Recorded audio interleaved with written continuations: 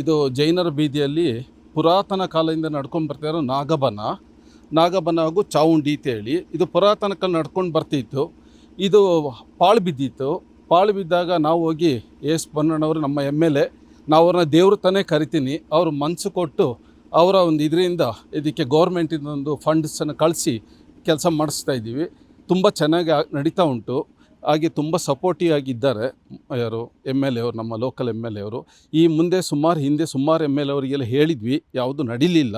ಆದರೆ ಈಗಿನ ಎಮ್.ಎಲ್.ಎ ಅವರು ದೇವರಾಗಿ ನಿಂತು ಎಲ್ಲವನ್ನು ನೀವು ಮಾಡಿ ಪ್ರಸಾದ್ ಅವರೇ, ನಾವು ಇದ್ದೀವಿ, ಏನು ಸಪೋರ್ಟಿಯಾಗಿ ನಿಲ್ತೀವಿ ಅಂತ ಹೇಳಿ ಇದನ್ನು ನಡೆಸ್ತಾ ಇದ್ದೀವಿ. ಮಾಡ್ತಾ ಬಂತು ಒಂದು 90% ಕೆಲಸ ಆಗಿದೆ, ಇನ್ನೊಂದು 10% ಬಾಕಿ ಇದೆ.